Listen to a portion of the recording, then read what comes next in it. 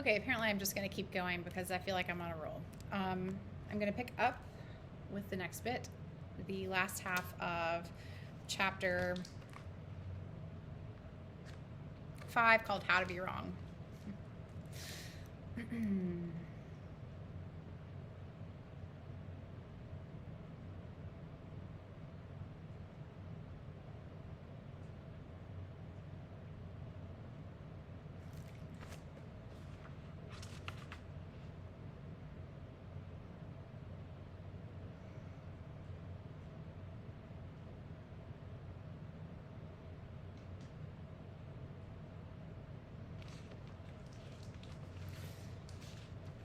I'm going to start just like one sentence before the page that you have. I planned to really just start after the break on the page that you have, but I don't know, it might be helpful. Anyway, in every instance, both sides are right. The old ways are exhausted and routine, the wild fevers of the new, destructive and ephemeral. The impulse to conserve and move slowly, to build incrementally and protect what has already been done, is an honorable one. So is the drive to start again, to bend the energies of creation toward an unseen future. But this is also to say that both sides are wrong. Each one's error is inevitable, since it reflects an ineradicable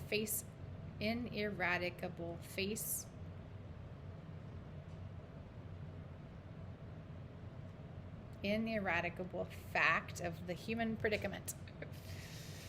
We live at the mercy of time and can only fail in our efforts to master it, to speed it up or slow it down. The party of the ancients dreams of applying the brakes and declaring victory, freeing the time that remains for the savoring of accomplished glories.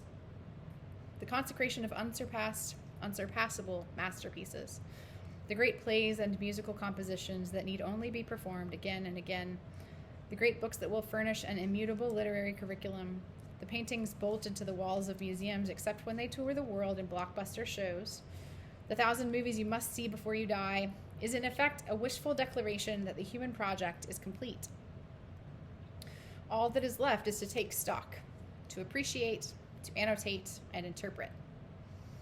Against this, the progressive or revolutionary view imagines that our failures as a species may yet be redeemed, and that our ability to fashion images, stories, and beautiful abstractions will only improve, and will indeed one day get it right, whatever it may be.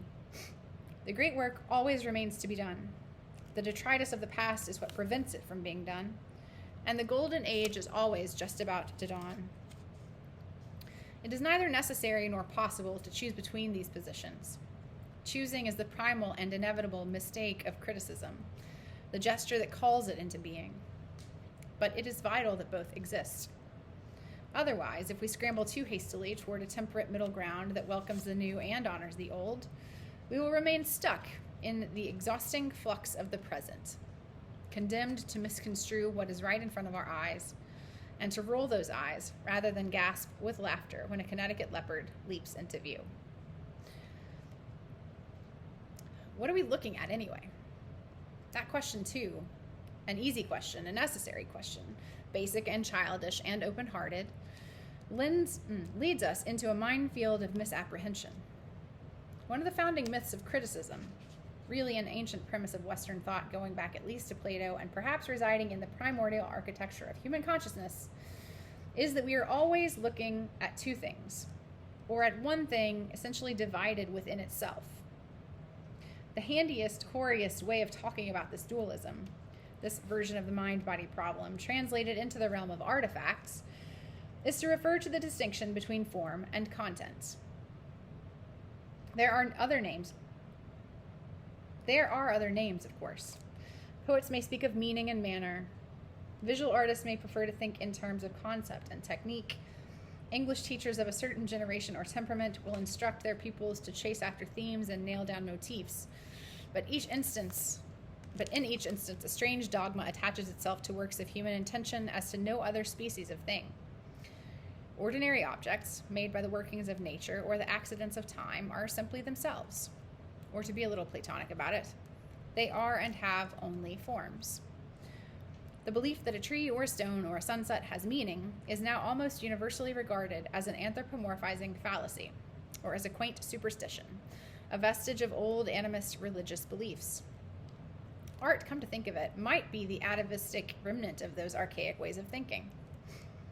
The modern aesthetic ideology, given voice by theorists of painting like Vasari and Ruskin, holds that the making of representations, of pictures explicitly, but also of songs and stories, is a human imitation of divine creation. God, the old saying goes, makes no mistakes. And while the evolutionary theory that has in many respects supplanted this view makes room for contingency and accident, it also makes, if anything, an even stronger commitment to the sufficiency, the necessity, the perfection of natural phenomena. They follow their own logic, indifferent to our own petty human needs and interests. We can respond to them with simple awe or seek to unlock their secrets, an enterprise that is called not criticism, but science. Our own products, the things that now crowd the earth, shaping and obstructing our view of everything else, call forth a different response. Much as we might try to set our inquiries on a systematic scientific basis, we find our best efforts gummed up in subjectivity and category confusion. The form-content distinction is both the result and a symptom of this fogginess, of our stubborn inability to see things as they are. Attempts to direct the practice of criticism, to discipline our attention in order to prevent or minimize error, typically force an uncomfortable choice.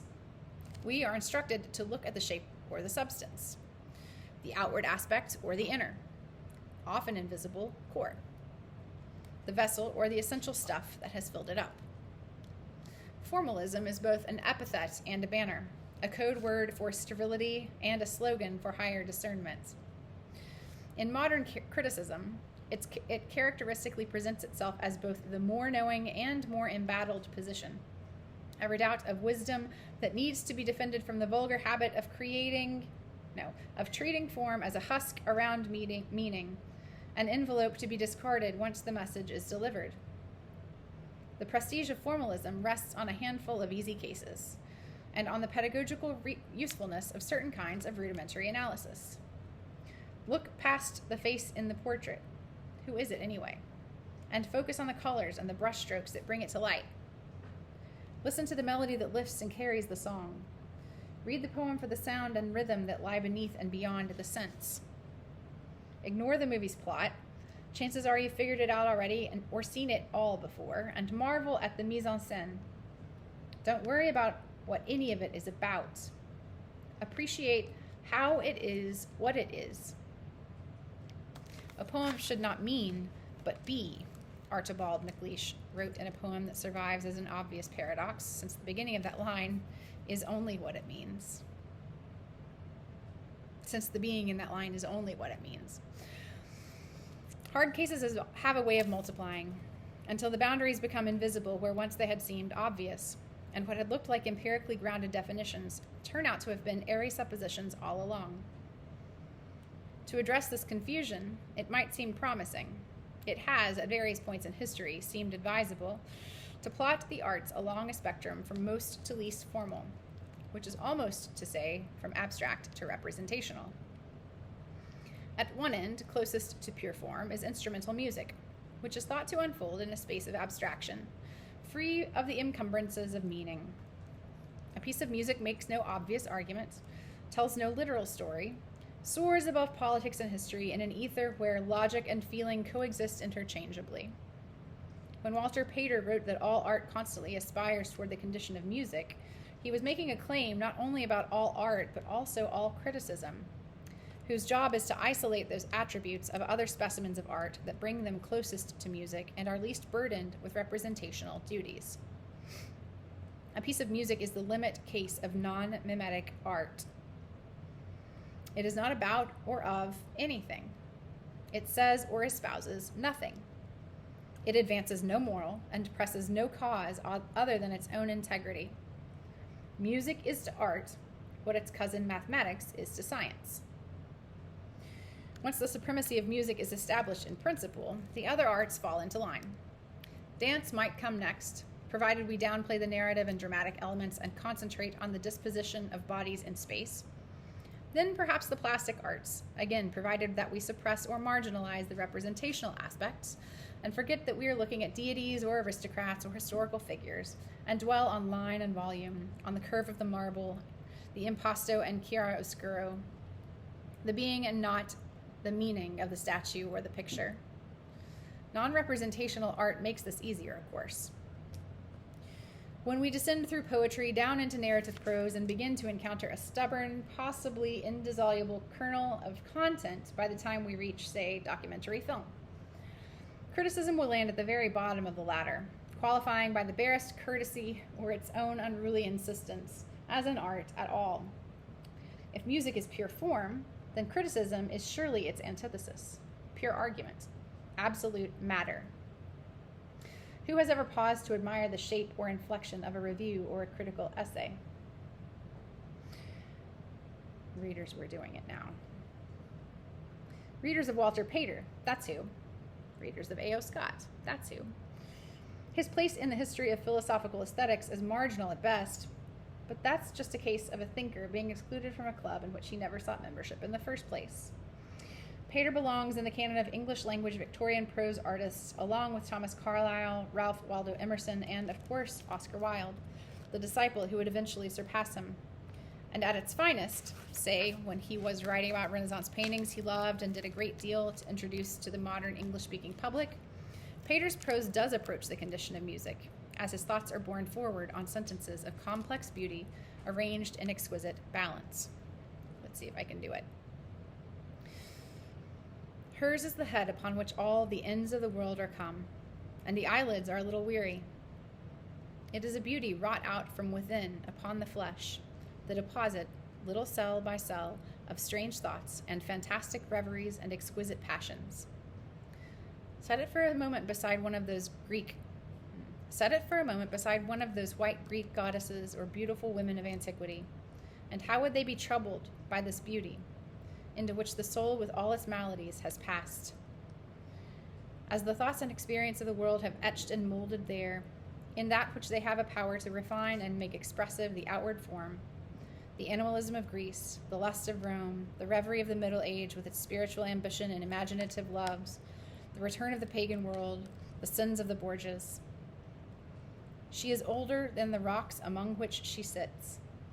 Like the vampire, she has been dead many times, and learned the secrets of the grave, and has been a diver in deep seas, and keeps their fallen day about her, and trafficked for strange webs with an Eastern merchants.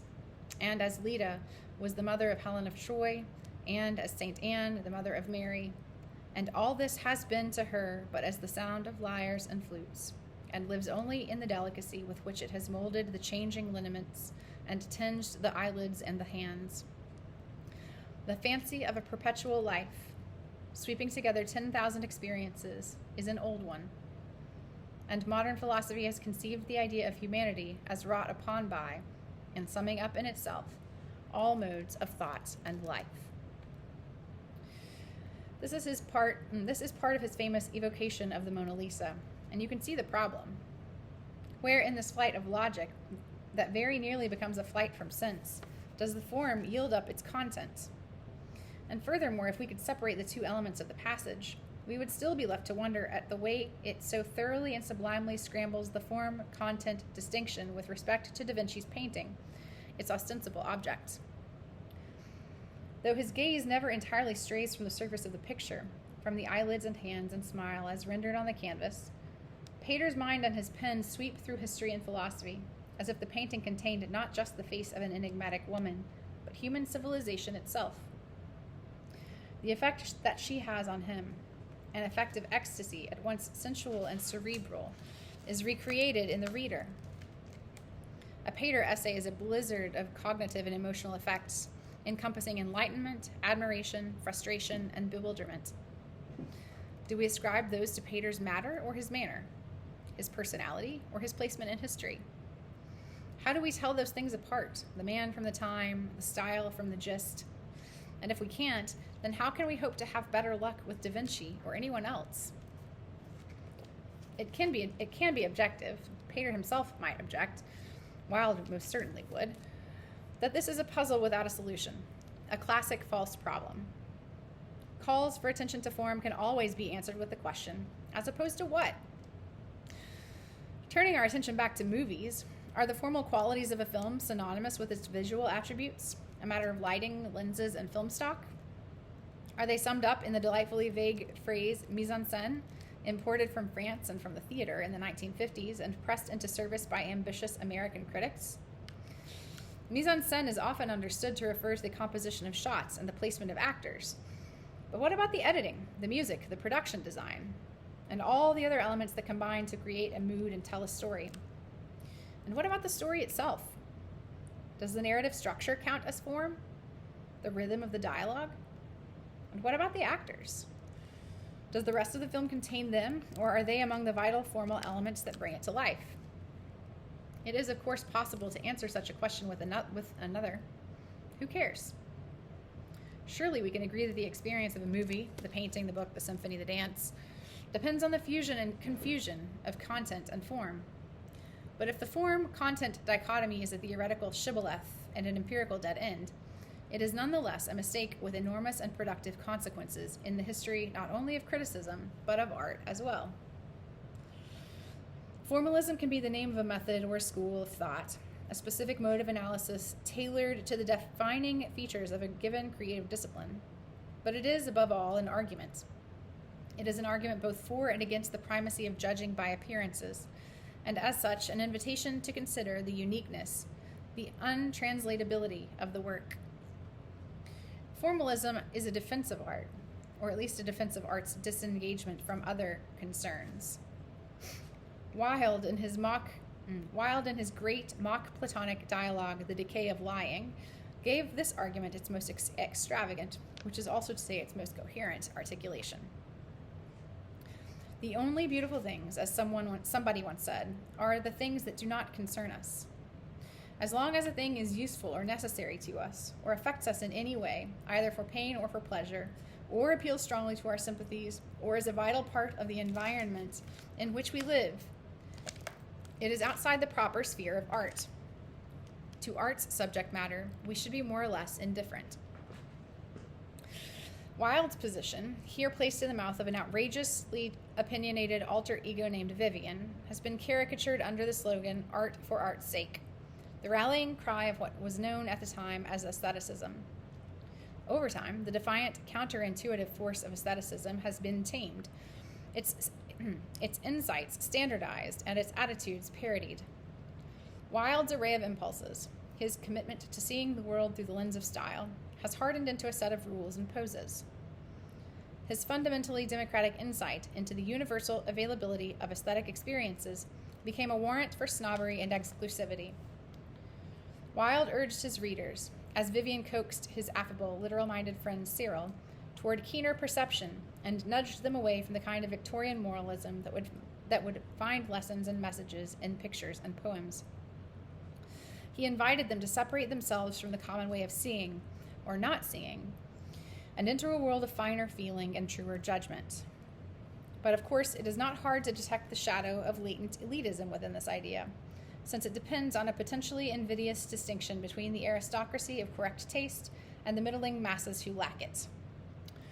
I am convinced that Wilde's generosity of spirit recoiled at such prejudiced a priori divisions, but it is also true that he was a man of notable pedigree and position, born on the ragged lower slopes of the Anglo-Irish ruling class and educated classically in classics at Oxford. He had a genial but also intimidating way of assuming that his audience, the Cyrils and Ernests who populated his critical dialogues, possessed a range of reference and a facility of discernment commensurate with his own, which is absurd and unfair, but also encouraging. Who would not wish for such gifts? Still, aestheticism and its legatees, tendencies in taste and criticism devoted to keener, more knowing discrimination, free of the didactic drag of content, often look less like movements than like clubs or cults with their own initiation rituals, secret handshakes, and esoteric lore. They depend on a distinction that may be less ontological than social, less a matter of seeing things as they are than of being seen in the right company, the company of people who get it. Those people are both worshipped and stigmatized for their ability to make the rest of us feel dumb and out of it. Film snobs, comic book geeks, college radio station DJs, and their kin all stake out esoteric ground within the popular arts. In our populist age, meanwhile, interest in what were once broadly accessible, widely discussed forms, poetry, novels, opera, most of the visual arts, has itself become a mark of suspect aspiration, a sign of someone who thinks he or she is better than everyone else. It is clear enough that more than mere taste is at stake here. The ascent of such people into places of visibility and influence, as creatures to be resented for their elitism or envied for their sophistication, is a consequence, at first glance a paradoxical one, of the democratization of the arts and their presumed public. In a static, hierarchical, caste-bound society, the close and universally recognized association of taste and status makes snobbery redundant. The ranking of persons encompasses the ranking of their various ways of taking pleasure. Aristocrats will have their masks and tragedies, the bourgeoisie its novels and symphonies. The groundlings will take their place in the pit to laugh at dirty jokes. Everyone and everything takes its natural place, and the work of criticism, which is at least in the formal sense the province of the few, of aspiring artists and of the self-selected coteries who are interested in art, has a clearly delimited set of tasks.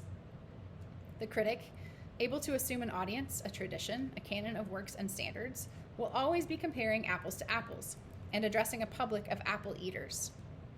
Such a world has never existed, of course, but a great deal of criticism, and the criticism of criticism, seems predicated on the belief that it does, or the wish that it would. Formalism is thus less a theoretical mistake than a useful fantasy, a category error that helps to mark crucial, contested, perpetually shifting boundary, the one between art and everything else. This distinction turns out to be anything but obvious. For one thing, the supposedly simple matter of what does or doesn't count as art is a subject of endless debate, prejudice, disinformation, and plain idiocy. There are systems of social power that declare some activities and objects worthier of the name than others. There is also in history, as in Robert Frost's idea of nature, something that does not love a wall, a mysterious, implacable force that erodes such exclusionary, categorical distinctions. Criticism can aid in this process of correction or opening, and it is only a slight exaggeration to say that criticism, broadly and properly understood, can be the engine not only of aesthetic reassessment, but also of social change. The most visible and consequential examples of this can be found in modern popular culture, in particular as African American contributions to it have been recognized and celebrated, usually not long after having been regarded as marginal and dangerous. This has been a slow, incomplete, and maddeningly reversible process, as deeply embedded white supremacist assumptions about the value of black creativity have proven as durable and protean as other forms of racism. This is a very long story and not mine to tell here, but it takes very little historical research to uncover, in white responses to black art, music in particular, a pattern of panic conjoined with fascination, a complex, neurotic dialectic of contempt, appropriation, and outright love. You see this episodically with hip-hop, disco, rhythm and blues, especially as it mutates into rock and roll, and before them all, jazz. Sidebar, there is a really great episode in the 1619 podcast series on black music. And if you were interested in this part of this book at all, I encourage you strongly to take a listen. 1619, the whole podcast is amazing, but that episode is especially cool and does a really good job paralleling what A.O. Scott's getting ready to talk about. Jazz is now venerated, if at times more dutifully than passionately, as a fixture of the nation's quasi-official mainstream culture of universities, public broadcasting, and nonprofit, dressed-up, donor-friendly performance. This is partly thanks to a vocal and ardent critical cohort of writers who, in liner notes on the pages of magazines like Downbeat, make the case incrementally, session by session, album by album, solo by solo, that the music was a protean and complex vernacular art, worth cherishing and taking seriously. Jazz criticism was formalist to the extent that it looked through the improvisatory technique of the players toward the bedrock disciplines of composition and arrangement, and was thus able to appreciate both the virtuosity of gifted instrumentalists, Louis Armstrong, Charlie Parker, Max Roach, Thelonious Monk, and the work of great band leaders and composers like Duke Ellington and Count Basie. In the face of racially condescending assumptions, sometimes voiced by admirers of jazz, that it represented above all the spontaneous eruption of primitive feeling, critics, black and white, emphasized its melodic and rhythmic intricacies and arranged its luminaries into a coherent tradition with divergent schools, regional variations, and genealogical lines of influence. A similar pattern repeats itself across the popular arts through the 20th century, though jazz may have the distinction of traveling the longest distance from low to high in the shortest time. Tunes that originated in brothels and dance halls in places like New Orleans and Kansas City, and then migrated to fashionable, often segregated nightclubs in New York and Chicago, can now be heard in the plush philanthropic precincts of Lincoln Center and in sleek concert halls in Oslo and Tokyo. And yet this tale of rags to riches triumph, which is echoed in the history of rock and roll and movies, and is part of the current evolution of television, hip-hop, and video games, can also look from a certain angle like a chronicle of loss. The vanguard passes into the mainstream. The band you and your friends discovered on the college radio station scores a top 40 hit or a major label deal. The indie filmmaker conquers Hollywood. The marginal and misunderstood pleasures of a tribe of devotees, nerds, superfans, and wannabes turn into a culture industry profit center. At the same time, a posse of grazers roams the land, rooting out rare, delicious, and unusual morsels to sample. Two roads diverge in the forest of modern cultural abundance. The serious young person intent on building a viable inner life, staving off boredom, and running with or against the cool crowd, can choose the path of the geek or the trail of the omnivore. The political philosopher Isaiah Berlin, riffing on an aphorism from an ancient Greek poet, divided the world of intellect into hedgehogs and foxes. Those who know one big thing and those who know many little things. The world of art has traditionally divided itself along different lines, between Apollo, the exemplar of order and harmony, and Dionysus, the avatar of ecstasy and sensation, between classical and romantic, between high and low, between ancient and modern, traditional and experimental, and so on. But much as these distinctions may apply to the attitudes embedded in the works themselves, the temperaments of art's admirers can be sorted according to a version of Berlin's zoology. There are aficionados consumed with passion for a particular pursuit, and there are dilettantes, ranging far and wide in search of novelty and surprise. The language of art appreciation is full of faintly condescending, or frankly pathologizing, terms for people whose love of a single genre or form surpasses all others. Balletomanes, film buffs, jazz nuts, theater queens, folkies, foodies, groupies, gamers. Whatever the object of their affections, their ardor takes on similarly obsessive contours. They are avid collectors and fanatical partisans, at once united in solidarity against poseurs and outsiders and competitively suspicious of one another's bona fides. They gather into coteries and subcultures, in circles of the initiated, conspiring sometimes to rule the world. Their passion gives rise to an intensive, exacting form of criticism, one heavily defended against disappointment from within and incomprehension or indifference from without. It is a criticism of deep and esoteric knowledge, which is to say, a criticism of tunnel vision and myopia. But the blithe generalism that is the alternative risks the blind spot of the bird's eye view, the quick cursory judgment that prefers momentary delight to true love. When Harold Rosenberg, a cantankerous art critic of the mid-20th century, tartly characterized his fellow intellectuals as a herd of independent minds, he was identifying a paradox that would receive its definitive formulation in a memorable scene in Monty Python's Life of Brian. In it, Brian beseeches a crowd of his followers to stop following him and think for themselves, advice they accept all too eagerly. "I am an individual," they repeat en masse. "I am different." And then a solitary dissenting voice pipes up, "I'm not." That lonely soul, and stubbornly insisting on his true autonomy from the false independence that beguiles everyone else, and at the same time acknowledging the limits of his control over his own mind, is a perfect embodiment of the critic. The critic is in a logically untenable position in relation to the rest of humanity, which seems to function as a mass, driven in lockstep by private and singular urges. Attempts to wriggle out of this contradiction lead to two distinctive positions, each one categorically wrong. The first is the desire to dissolve the distance between oneself and the public, to form an allegiance, tactical or definitive, with the conventional wisdom. Since that phrase is always pejorative, who wants to be an apostle of the obvious or a mouthpiece for the ordinary, it is generally generally preferable to invoke more obviously democratic values and speak of the wisdom of the crowd, plain old common sense, or, in the current jargon of evolutionary psychology and social media, the genius of the hive mind. 50,000 Elvis fans can't be wrong. While no critic is entirely comfortable standing on popularity as the sole or primary determinant of value, very few can avoid relying on it in a pinch. Art is tested in the public arena, after all, and one way of scoring the game is through quantitative measures. Box office returns, weeks on the bestseller list, rank on the pop charts. Very few people would claim that something is good because a lot of other people like it. But surely sometimes, maybe most of the time, a lot of people like something because it happens to be good.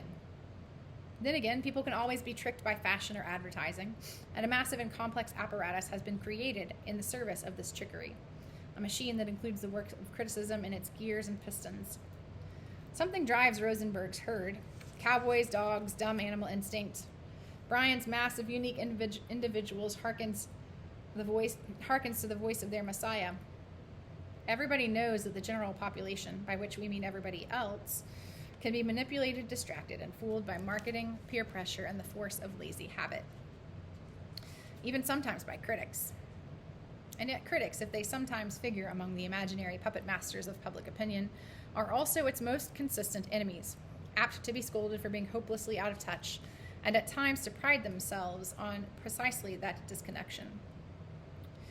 The temptation bedeviling the individual critic is to embrace one of these two poles, to stand either as a tribune of the common mind, expositor of the democratic public, mouthpiece of the vox populi, or as its stubborn and principled antagonist, sidestepping the whims of the crowd in favor of eternal standards or her own idiosyncrasies. Works of art in the era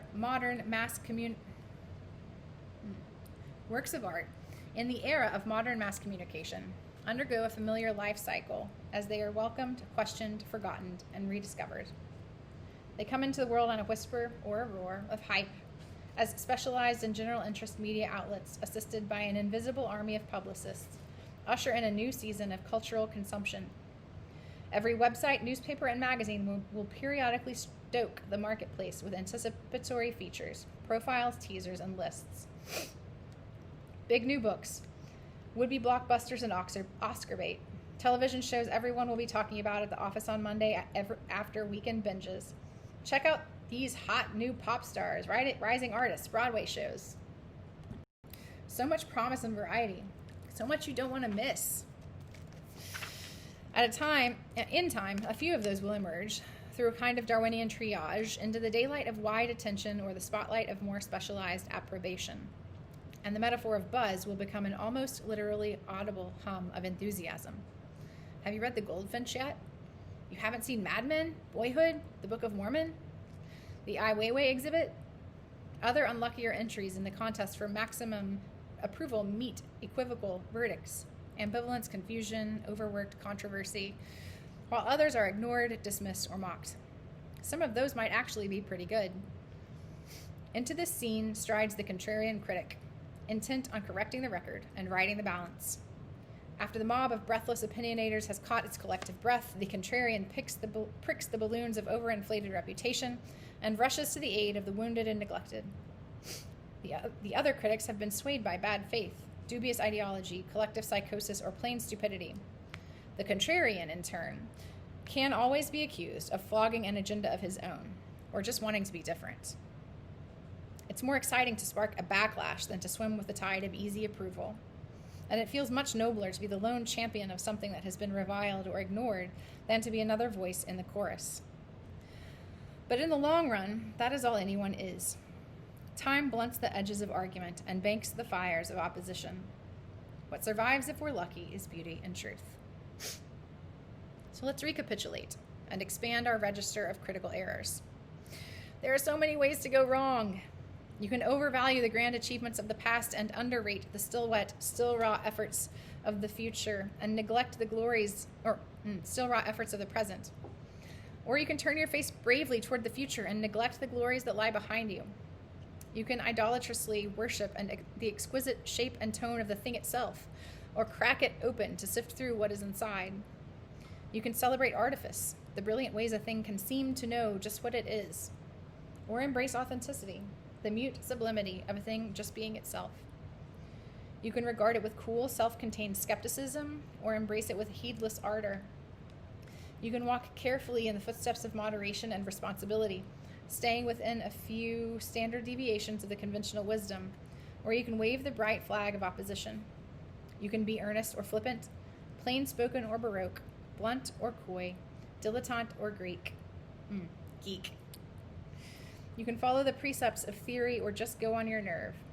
You can labor to be consistent or blithely and capaciously contradict yourself. It doesn't matter. Actually, it matters a great deal. It matters more than anything.